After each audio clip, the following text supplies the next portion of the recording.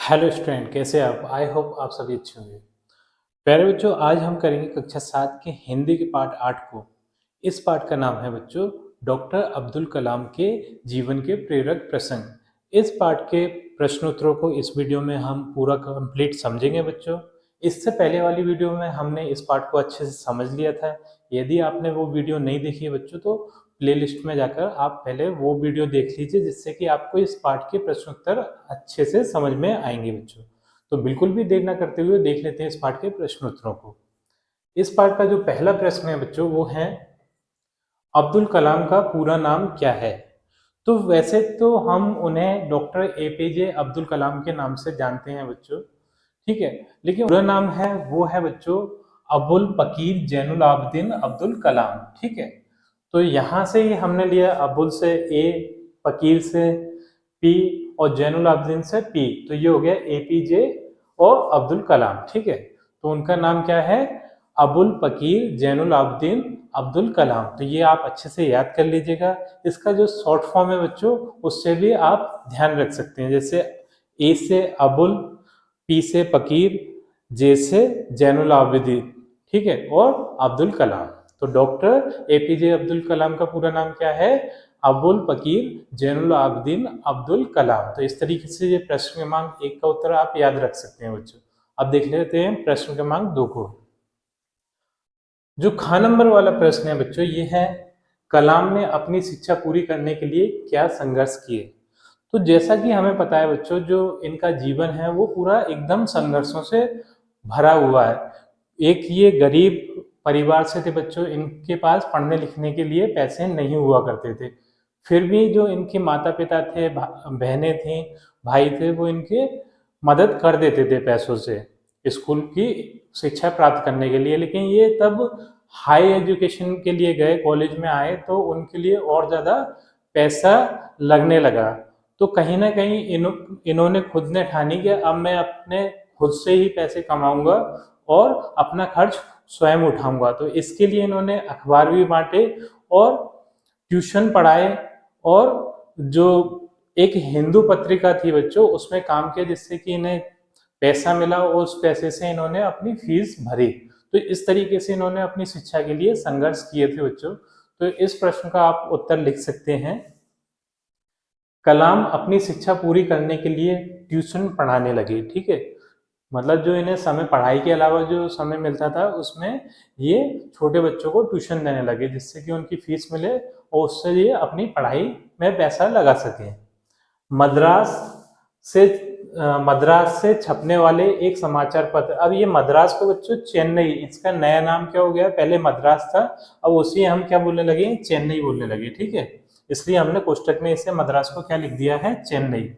चेन्नई से छपने वाले एक समाचार पत्र हिंदू के लिए लेख भी लिखे, ठीक है। उससे लेख लिखने से भी इन्हें कुछ पैसा मिल जाता था, उससे भी इनकी शिक्षा में मदद मिलती थी बच्चों।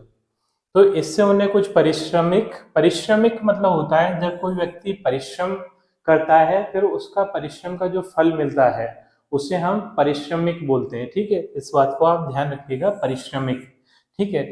जैसे हमने कहीं जाके नौकरी की और फिर लास्ट में जाके हमें जो पैसा मिलेगा, तो वो हमारा क्या होगा? परिश्रमिक होगा, मतलब परिश्रम का फल भी प्राप्त हो जाता था। इस तरह अपनी शिक्षा पूरी करने के लिए उन्होंने निरंतर संघर्ष किए। तो इस तरीके से उन्होंने बहुत सारे संघर्ष किए थे, तब जाके वो इतने महान व्यक्ति बन पाए थे। तो एक महान व्यक्ति बच्चों बनना इतना आसान बात नहीं है, हमें बहुत ज़्यादा संघर्ष करना पड़ता है।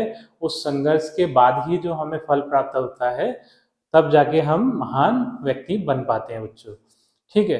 तो अब देख लेते हैं अगले प्रश्न को। जो ग नंबर का प्रश्न है बच्चों, ये है रामलीला में अब्दुल कलाम ने क्या देखा और उस रस का उनके जीवन पर क्या प्रभाव पड़ा? तो ये बच्चों थे तो मुस्लिम धर्म से, लेकिन ये क्या है, इनमें कोई भी धार्मिक भेदभाव नहीं थे। ये जितने ये सभी धर्मों का समान रूप से सम्मान करते थे। तो ये रामलीला भी देखने जाया करते थे।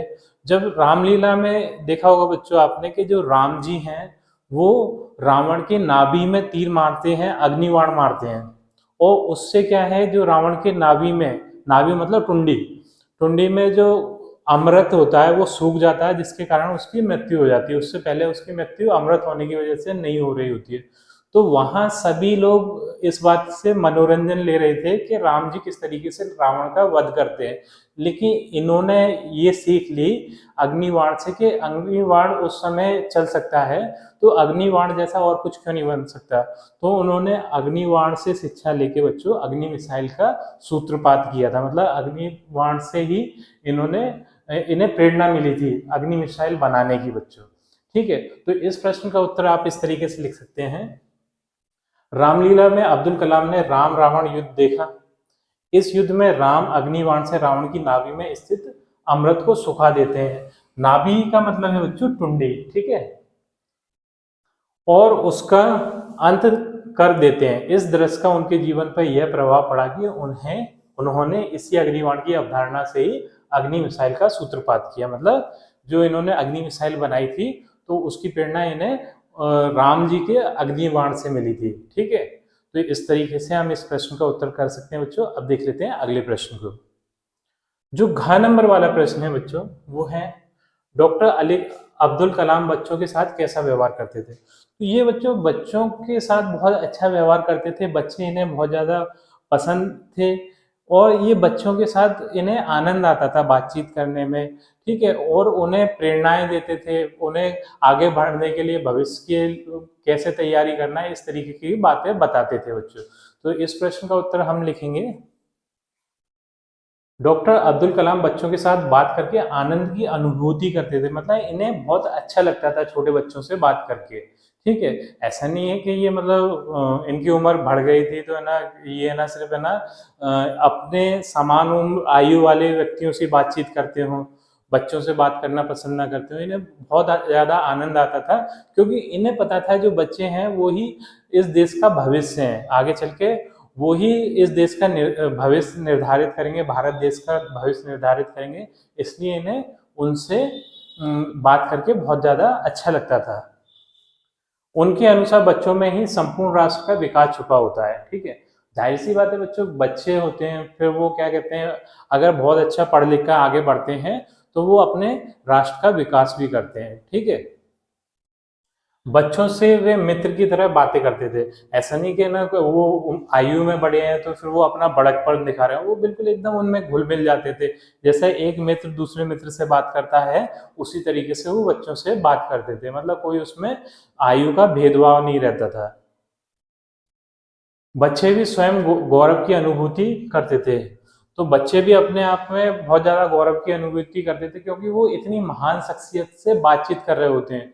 जाहिर सी बात है बच्चों, कोई हमारे सामने कोई महान शख्सियत आ जाए तो हम उससे उनसे अगर बातचीत करें तो हमें भी गौरव की अनुभूति होगी, हमें भी बहुत अच्छा लगेगा, हम भी गौरवान्वित महसूस करेंगे उनसे बात करके। ठीक है, तो आप देख लेते हैं बच्चों अगले प्रश्न को। जो उड़ा नंबर का प्रश्न है वो है अब्दुल कलाम को मिसाइल मैन बनने की प्रेरणा कहाँ से मिली। तो इस प्रश्न का उत्तर आप लिखिएगा। एक बार अब्दुल कलाम ने एक अंग्रेजी समाचार पत्र हिंदू में पढ़ा। उस लेख का शीर्षक था सॉफ्ट फायर। ठीक है, उस लेख का शीर्षक क्या था, सॉफ्ट फायर। ठीक है, इसका हिंदी में अर्थ हुआ मंत्रवाण। तो इसका सॉफ्ट फायर का हिंदी अगर हम करें तो इसका क्या था, मंत्रवाण इसका अर्थ था। ठीक है, ये एक प्राचीन भारतीय अस्त्र था। तो ये क्या था बच्चों, एक पुराने समय का भारतीय अस्त्र था। ठीक है, और जिसका प्रयोग द्वितीय विश्व युद्ध में हुआ था। इस मंत्रवाण ने उन्हें आगे चलकर अग्नि मिसाइल बनाने के लिए प्रेरित किया। तो इसी मंत्रवाण से बच्चों इन्हें प्रेरणा मिली थी अग्नि मिसाइल बनाने की। ठीक है, तो वो जगह जगह से हर जगह से प्रेरणा लेते थे कि कोई चीज उन्हें दिखती थी तो उससे वो प्रेरित होते थे कि इससे मैं क्या कर सकता हूँ। ठीक है, उसे ऐसे ही देख के नहीं छोड़ देते थे कि ठीक है हमें क्या ये एक साधारण सा शब्द लगेगा सॉफ्ट फायर। ठीक है, हम देखेंगे पढ़ेंगे छोड़ देंगे। लेकिन वो क्या है कि हर एक चीज से प्रेरणा लेते थे। ठीक है, हर एक चीज को बहुत ही ज्यादा अन्वेषक दृष्टि से देखते थे। उनमें और हमें ये अंतर है। अगर हम भी हर एक चीज को अन्वेषक दृष्टि से और प्रेरणा की दृष्टि से देखें तो बच्चों एक दिन हम भी महान बन सकते हैं। ठीक, तो इस मंत्रवाण से उन्हें आगे चलकर अग्नि मिसाइल की बनाने की प्रेरित किया। डॉक्टर अब्दुल कलाम और मिसाइल एक दूसरे के पूरक हो गए। तो एक दूसरे के पूरक होना बच्चों क्या एक दूसरे के बिना अधूरा होना। जिस तरीके से जो अब्दुल कलाम जी हैं वो मिसाइल के बिना, अग्नि मिसाइल के बिना अधूरे हैं, उसी तरीके से जो अग्नि मिसाइल है वो अब्दुल कलाम जी के बिना अधूरी है, इसलिए वो एक दूसरे के पूरक हैं। ठीक, पूरक का मतलब एक दूसरे के बिना अधूरा होना, इसलिए उन्हें मिसाइल मैन के नाम से भी जाना जाता है। अब बच्चों जो प्रश्न क्रमांक 2 है वो है डॉक्टर कलाम के प्रेरक विचार बिंदु लिखिए। तो डॉक्टर कलाम जी से जो प्रेरणा मिलती है जिन बिंदुओं से, तो वो बिंदु क्या है? ठीक है, तो वो बिंदु बच्चों निम्नलिखित है। पहला बिंदु जो है वो है विज्ञान वैदिक साहित्य की तरह है सरस और संवेदनशील। तो जो विज्ञान है वो वैदिक साहित्य से बिल्कुल एकदम मिलता जुलता है। ठीक है, ऐसा नहीं है कि जो वैदिक साहित्य है वो अलग है और विज्ञान अलग है, दोनों एक ही चीज है। ठीक है, तो और ये क्या है, बहुत ज्यादा सरस है और संवेदनशील है। जो विज्ञान है वो सरस और संवेदनशील है। ठीक है, अगला है मुझे भारतीय होने का गर्व है, यह एक महान देश है। तो वो अपने देश से बच्चों बहुत ज्यादा प्रेम करते हैं और उन्हें इस बात का गर्व है कि वो एक भारतीय हैं और वो इस देश को बहुत ज्यादा महान देश मानते हैं, क्योंकि इस देश में बच्चों विभिन्न धर्मों के व्यक्ति रहते हैं और सभी मिलजुल कर भाइयों की तरह रहते हैं, इसलिए वो इस देश को एक महान देश मानते हैं बच्चों। ठीक है, उन्हें अपने देश से बहुत ज्यादा लगाव है। तो एक बार की घटना है कि उन पर पैसे की जैसे कि बहुत ज्यादा तंगी थी। ठीक है, और उस टाइम पे जो क्या कहते हैं जो मिसाइल के वैज्ञानिक थे उनकी डिमांड या फिर उनकी जरूरत हमारे देश में कम थी और विदेशों में जो मिसाइल वाले वैज्ञानिक थे उनकी बहुत ज्यादा जरूरत थी, उन्हें बहुत ज्यादा पैसों में वहां पर जॉब दिए जा रहे थे। ठीक है, तो उनके सामने ये एक विकल्प था कि वो विदेश जाकर बहुत ज्यादा पैसा अर्जित कर सकते थे और बहुत ज्यादा मान सम्मान उन्हें मिल सकता था, लेकिन उनको अपने देश भारत से बहुत ज्यादा प्रेम था, इसलिए उन्होंने भारत में रहना ही पसंद किया और पैसे का लालच तो उन्हें कभी भी नहीं था। ठीक है, और लेकिन हमारे देश में रहकर उन्हें बहुत ज्यादा सम्मान भी मिला, क्योंकि वो हमारे देश के 11वें राष्ट्रपति बने और जो कि भारत के सब सर्वोच्च पद होता है बच्चों राष्ट्रपति का। ठीक है, उस पद से उन्हें नवाजा गया। ठीक है, तो इससे पता चलता है कि वो अपने देश से कितना ज्यादा प्रेम करते थे। अगला है हमारे युवकों को सपने देखने चाहिए, सपनों को विचारों में बदलना चाहिए, विचारों को क्रिया के जरिए वास्तविकता में बदलना चाहिए। तो वो बोलते हैं कि हमारे जो नवयुवक हैं, नौजवान बच्चे हैं, उन्हें सपने देखना चाहिए, मतलब ये जानना चाहिए कि उन्हें आगे चलकर क्या करना है। ठीक है, इस चीज को फिर उस पे सपनों पर विचार करना चाहिए, फिर उस पे काम करके उन सपनों को वास्तविकता में बदलना चाहिए। कि बहुत से व्यक्ति सिर्फ सपने ही सपने देखते रहते हैं लेकिन उन सपनों पे कोई काम नहीं करते, उन्हें वास्तविकता में नहीं बदल पाते। ठीक है, उनकी जो जीवन है वो इसी तरीके से सपने देखते हुए ही व्यतीत हो जाते हैं। लेकिन उनका ये कहना था कलाम जी का कि हमारे जो युवक हैं उन्हें सपने भी देखना चाहिए, उन पे काम करके उन सपनों को वास्तविकता में भी बदलना चाहिए। ठीक, अगला है वह काम करो जिसमें तुम्हारी आस्था हो, यदि ऐसा नहीं करते हो तो तुम अपनी किस्मत दूसरों के हवाले कर रहे हो।